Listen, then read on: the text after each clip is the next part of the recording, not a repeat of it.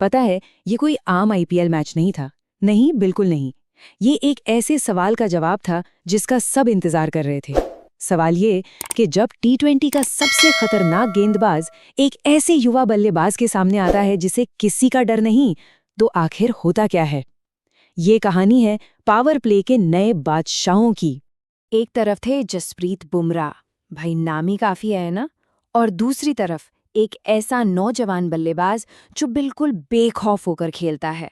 तो सवाल बस एक ही था, अनुभव जीतेगा या फिर ये निडर अंदाज। तो चलिए मिलते हैं इस कहानी के मेन कैरेक्टर्स से। एक तरफ जसप्रीत बुमराह, क्रिकेट की दुनिया के स्थापित दिग्गज, और दूसरी तरफ वैभव सूर्यवंशी, एक उभरता हुआ सितारा।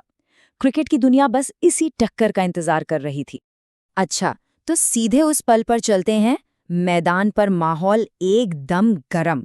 वैभव सूर्यवंशी बुमराह का सामना करने के लिए तैयार थे। सबकी सांसें थमी हुई थीं। बुमराह ने दौड़ना शुरू किया, पहली गेंद, और फिर जो हुआ किसी ने सोचा नहीं था। एक जोरदार आवाज और गेंद सीधी 80 मीटर से भी ज्यादा दूर जाकर गिरी। जी हां, वैभव ने बुमराह को पहली ही गेंद पर एक जबरदस्त छक्का जड़ दिया।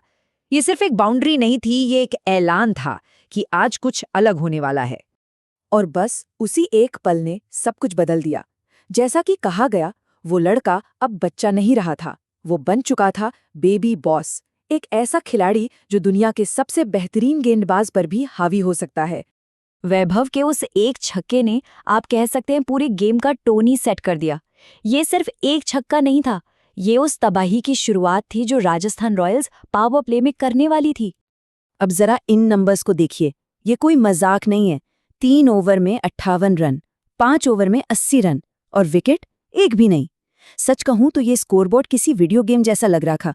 रन रेट देखिए, 19 से भी ऊपर। ये तो अविश्वसनीय था। और इस तबाही के पीछे थे 2 हीरो, एक तरफ यशस्वी जायसवाल और दूसरी तरफ वैभव सूर्यवंशी। वैभव ने सिर्फ 14 गेंदों में 39 रन ठोक दिए, लगभग 280 के स्ट्राइक रेट से।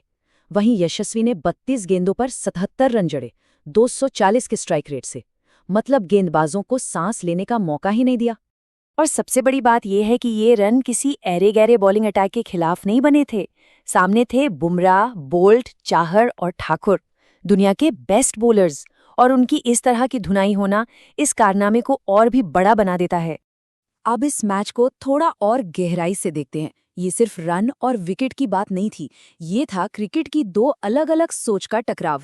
एक तरफ था राजस्थान का नया बेखौफ अंदाज, और दूसरी तरफ मुंबई जो कहीं ना कहीं थोड़ी पुरानी सोच में फंसी नजर आई।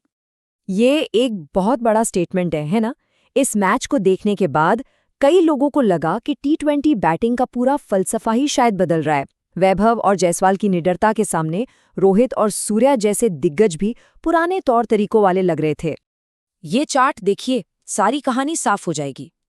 राजस्थान के ओपनर्स का कंबाइंड स्ट्राइक रेट लगभग 260 और मुंबई के टॉप 3 का सिर्फ 85.7।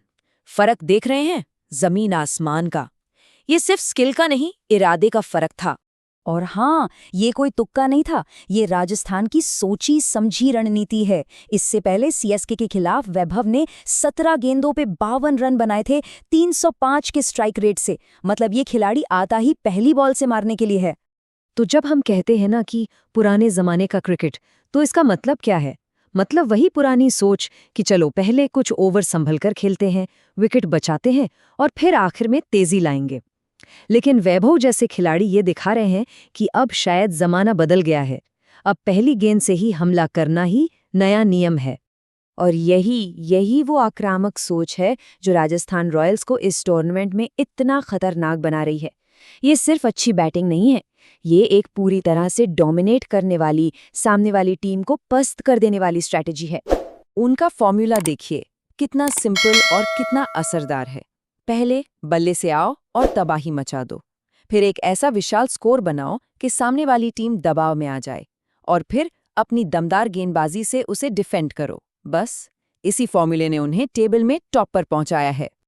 अब एक सवाल और उठता है, क्या राजस्थान की इस जीत का सारा श्रेय सिर्फ जायसवाल और सूर्यवंशी जैसे युवा बल्लेबाजों को ही मिलना चाहिए, या कहानी में कोई और भी हीरो है जो पर्दे के पीछे से अपना काम कर रहा था?